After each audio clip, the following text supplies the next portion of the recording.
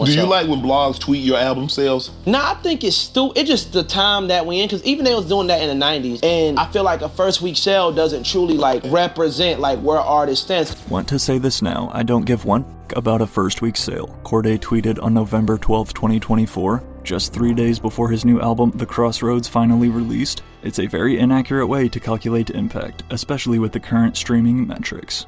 Ever since skyrocketing onto the rap scene in 2018 with his YBN crew, Cordae has made his feelings about first week sales abundantly clear. However, Cordae's recent Twitter rant, though, honestly comes off as an artist who is bracing for impact because they knew their album was about to underperform. Which, as we saw, was exactly what happened. Only selling 10,000 first week units and dreadfully peaking at number 143 on the charts. Despite The Crossroads being musically some of his best work to date, this marked a shocking drop-off on the charts. And in this video we'll reveal why Cordae's new album was such a diabolical flop. Dude said my last project's first week numbers weren't good, and I ended up doing a sold-out headline world tour. Reads another tweet from Cordae prior to his album's release. Cordae's previous album, From a Bird's Eye View in 2022, once again underperformed on the streaming charts, which, as we'll see in a second, was not only strange given the mainstream success of his critically acclaimed debut, but, as you'll also learn, Cordae frequently uses this response that he still sold out a world tour. Although only partially true. This artist that do 4 times the first week numbers that I do, but can't sell out the venues. And honestly, that album did like great for me. I sold out a tour, worldwide tour after that. I did a bunch of shows. A lot of people loved it. So I did 24K, but I sold out 90% of a world tour in venues that's way bigger than motherfuckers that do triple the numbers that I do. Besides his month-long North American theater tour, which I don't believe he is referencing here, Cordae did embark on a massive 47-show tour last year, selling out the majority of its Division I college-size arenas and venues. But the truth is, Cordae's 2023 arena run was actually alongside NF, a fellow rapper he's worked with in the past, and who today, with his loyal fanbase, can low-key sell more tickets than a lot of mainstream names. I hate that artists even have to speak on stuff like this, but it's way too many idiot podcasters and dudes with platforms speaking on music subjects without any proper research, knowledge, or credible sources, continued Cordae on his Twitter rant. Just a bunch of hot takes and opinions with no real research. I hate this podcast epidemic that we're in right now. These motherfuckers now, bro, they just be picking up on the microphone and spewing their random hot takes that's uneducated, that's not fact-checked. Let's say you got these kids that's 10 years old and they're listening to a YouTuber, whatever the case may be, that got 1 million subscribers. They're not going to fact-check what you're saying because that X amount of subscribers is the fact-check from them. They're like, oh, this person said it. They're successful. It gotta be true. So it's up to us. It's up to the content creators to do the fact-check and to do the research before speaking on shit. Now, I agree with Cordae that there's a lot of misinformation out there, which is an issue far beyond just music. So, as I always do with every video on my channel, I made sure to do my research to its full extent. In the 90s and 2000s, music was consumed by people actually going to stores and buying albums, reads the third of 4 tweets from Cordae. When you did 100K first week, that meant 100,000 people went and bought the CD. Now, you have 300,000 people listening to your album on streaming, but the units are equivalent to 200. What Cordae is referring to here with his math is the fact that today, since fans don't purchase physical CDs nearly as much as we used to, when it comes to album sales in the streaming era, as the official chart data website tells us, 1,500 streams are now equal to 10 track sales, or 1 album sale. Thus, 300,000 divided by 1,500 then gives us that 200 number, from Cordae's tweet. When you break it down like this, it is pretty surprising. However, aside from a rule change in 2020 though about merch and ticket bundles, these have always been the rules forever. And with a depressing 10K first week, this places Cordae below names such as Ice Spice or Sexy Red, for example, who both doubled him with their recent albums. A shocking statistic given how highly praised Cordae was after The Lost Boy in 2019, including 2 Grammy nominations at age 22. Man, what the bruh? This shit crazy, nigga. I just want y'all to say I put a lot of time and effort into this body of work, bro. YB and Cordae. Oh, now you gotta give him an ear. They got these new artists that you actually, you gotta let them know. You gotta give them an ear. Now you can't just hear him. You gotta listen to him. He be spitting. Whole point is, let's stop making music about numbers and money. Reads the final post from Cordae before his album. It's killing something that's so pure.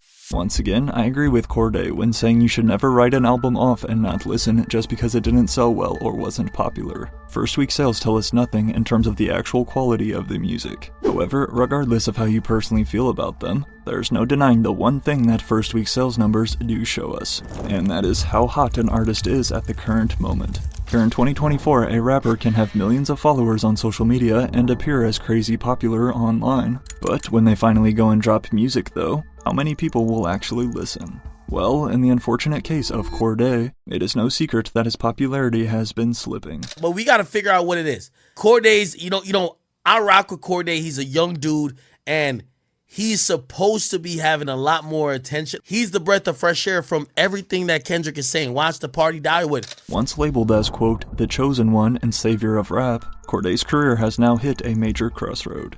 After releasing arguably his best album to date, the streaming numbers tell us the exact opposite. So, has hip-hop simply moved past Cordae and his music, or did something serious go down behind the scenes? Many fans argue that Cordae's decline is entirely due to his own actions, and trace the number one problem back to his early career. Prior to releasing 3 solo albums, Cordae fell victim to the biggest trap in the music industry: hip-hop groups. For decades, we have witnessed even the most successful groups in rap split apart, thanks to various reasons. From creative differences between members, disputes over money, girl problems, and label issues to name a few, by this point we've basically seen it all. But after his fellow members Namir and Almighty J first met online in 2014 playing GTA 5, they then decided to form their own collective known as YBN, short for Young Boss N-Words. YBN actually originally began as a gaming group. Better hop on an Xbox, hop on a PlayStation, and get in a party or something, listen to rapping, because that's how people be finding people, like the internet. You gain everything through the internet. But that didn't last long, because after trying their hand at music following years of just freestyling for fun, then came YBN Namir's debut single, Rubbin' Off the Paint, in 2017. Going viral with the help of a world star music video, the pair would then also meet Cordae online that same year. Although not a gamer like the other two, Cordae was older and had been rapping the longest, with solo tracks already out such as Kung Fu and a remix to Eminem's My Name Is. Instantly hitting it off, Cordae would then officially complete the trio of YBN. Like, bro, we all just are so dope in our own way. I don't know how to say that without sounding like cocky, but you're all totally different. Yeah, we're all dope and we're all completely different, so I feel like that's what makes it dope. The group's first and only full-length project would then drop in the fall of 2018, titled YBN The Mixtape. Released under Atlantic Records and going on to peak at number 13 on Billboard. While 2018 was a great year for Cordae and put the entire YBN crew on the mainstream map, 2019 proved to be even better. Starting the year hot with 2 new solo tracks, Location Ships in January, plus Have Mercy alongside a Cole Bennett music video, which, especially back then, was one of the biggest cosigns an upcoming artist could get, then named to the 2019 XXL freshman list beside names like Roddy Ricch, Gunna, and Blueface, as well as, of course, we can't forget Lil Mosey. Goddamn, I feel like the man. With all of this momentum though, the stage was set for Cordae to finally release his debut solo album. Led by the singles Have Mercy, Bad Idea, and RMP featuring Anderson .Paak, and actually produced by J. Cole, Cordae's debut album The Lost Boy would release in July of 2019 to extremely high praise. I think this thing is a pretty solid debut from Cordae. I liked it quite a bit. It has a lot of very good things going for it. Going on to receive 2 nominations at the 62nd Grammy Awards for The Lost Boy, I can't say nearly the same about his next album. Finishing the year of 2019 out strong though, announcing his first ever solo North American tour, which, fun fact, I actually bought tickets to, but he cancelled my city show like the day before. YBN Cordae was easily one of the most buzzed about upcoming artists of 2019. However, little did he know this would go down as the peak of his success, as only a year later in 2020, everything changed forever.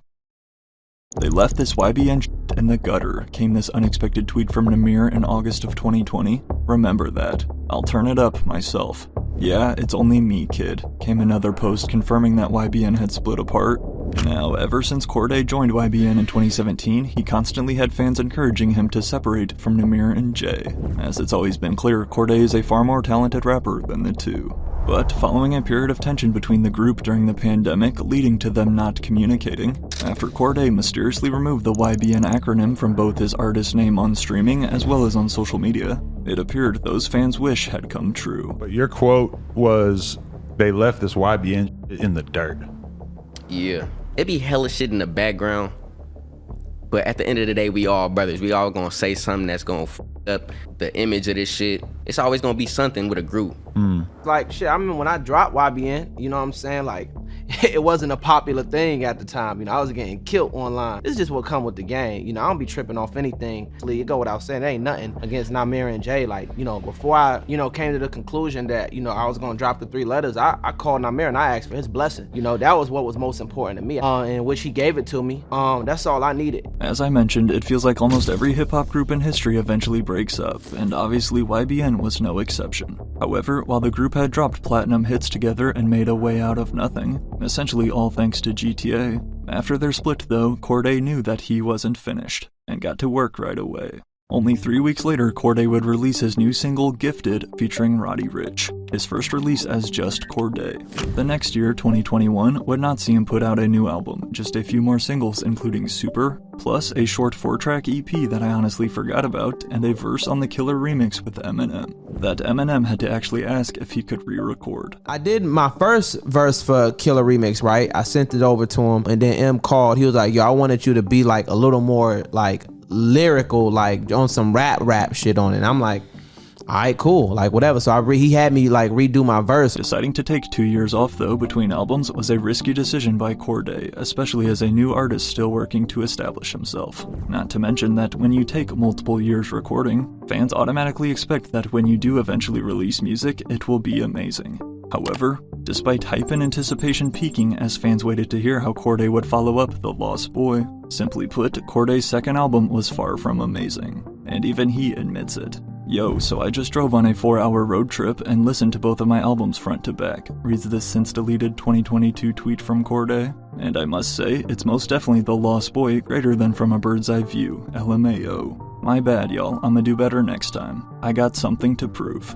Released in January of 2022 at a concise 14 tracks and features from massive stars, such as Eminem, Stevie Wonder, and Lil Wayne, Cordae's sophomore album From a Bird's Eye View was met with very mixed reviews from fans and critics. Not only that, but poor sales numbers too. Now, according to academics, From a Bird's Eye View only sold 20K in first week sales. But if you ask Cordae... Last time they said I did 19K, but I did like 25K. But I'm not finna tweet and be like, man, y'all got me wrong. I ain't do 20,000 first week. I did 25,000 first week. You know, I ain't finna do that because it is what it is. Regardless of the actual number though, whether it was 20K or 25K, that is still significantly less than what you would expect for an artist receiving as much praise as Cordae. Check the stats, boy, I'm doing huge numbers. He raps on track 8. However, Cordae's third album would perform even worse. Deciding to take another year off with no album in 2023, this time Cordae had a good reason. After first crossing paths at an LA Clippers NBA game in 2019, Cordae had begun dating Japanese tennis superstar Naomi Osaka. And in 2023, the couple announced the birth of their first baby together, as Cordae went on to reveal their daughter's name at his show. And speaking of family, my daughter Shy was just born a couple of days ago. Hi everyone, I'm Naomi Osaka. I'm Cordae. And this is the GQ Couples Quiz. As a first-time father, Cordae's focus was on his new baby. But that doesn't mean he didn't drop anything. In addition to his feature with NF on Careful in the spring, then joining him on tour, 2023 would also see the release of Doomsday from Lyrical Lemonade, an old unreleased song from the vault he had recorded with his good friend and late rapper Juice WRLD. Cordae had stated on multiple occasions that this song would never see the light of day, stressing the importance of respecting what Juice would have wanted. Nonetheless, Cole Bennett was later able to convince Cordae otherwise, letting him include Doomsday on the first ever Lyrical Lemonade album, alongside an AI-assisted music video. It's a blessing, and I appreciate you for like just really seeing it through. And it was like, this is the only way it would have been right. You know what I'm saying? The only way it would have been done right was obviously doing it with you. And so, despite no album in 2023, Cordae was definitely staying busy. However, the longer he waited without dropping though, the more damage he was doing. Having already acknowledged he needed to prove himself after his last album, Cordae knew it was time to bounce back strong. For this album in particular, I needed to get better. I wanted to get better. As a rapper, I wanted my verses to be better, and that requires like work and time, you know? So I feel like this is my best foot forward thus far. Putting his best foot forward, Cordae stated his third album is his greatest work yet. But by this point, was it too late? Had Cordae already lost his mainstream audience? Well, nobody could have predicted what happened next. The Crossroads is finally out tonight, reads this message from Cordae about his album. My whole mantra when making this body of work has been push that pen, push that pen. The GOAT, Lil Wayne, gave me great advice that I put on a whiteboard. Treat every song like it's people's first time hearing you. And that was the standard we followed when making this joint.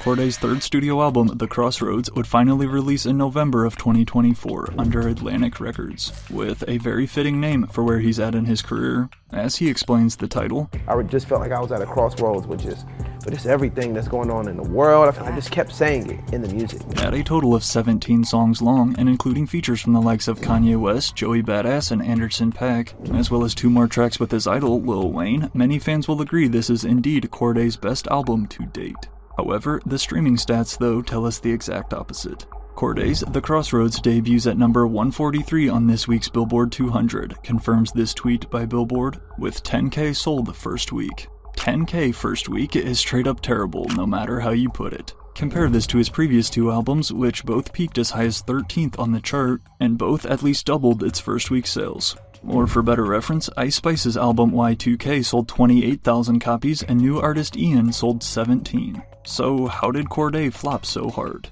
First, many like to blame it on the lack of promotion. I ain't even know he dropped a new album, damn, reads this one of countless similar responses from fans. While I wouldn't consider it the best promo I've ever seen, in addition to literally dropping 5 singles prior to the album's release, Cordae also went on I'm Dante's stream, did an hour-long podcast with NFR, spit a fire LA Leakers freestyle, posted a From the Block performance, and I even saw him on First Take one morning with Stephen A. Smith. The Warriors are looking fantastic right now, but I would put my money on the Mavs going a little further than the Warriors. Cordae's new album, The Crossroads, released today, reads this headline across ESPN's flagship show. Clearly, Cordae promoted his album, however, clearly it didn't really work. Since the beginning of his career, Cordae has always faced a large share of haters who love to label him as corny, generic, and basic, or simply call him a knockoff version of J. Cole that tries way too hard to be lyrical. With his more lyrical style of rapping, Cordae has kinda stood out from his peers and the popular sounds we hear today. Also, still yet to release a smash radio hit to his name, seeing as his highest charting single is Doomsday at only 58. For all of these reasons combined, Cordae has struggled to connect and establish himself in the mainstream scene. Cordae is the epitome of having all the skills necessary, having all the cosigns necessary. He could rap real well, this and third, but people have not bought into the story of him.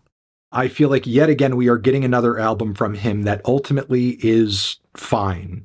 It's fine. And there's not really a whole lot you can say about it other than that.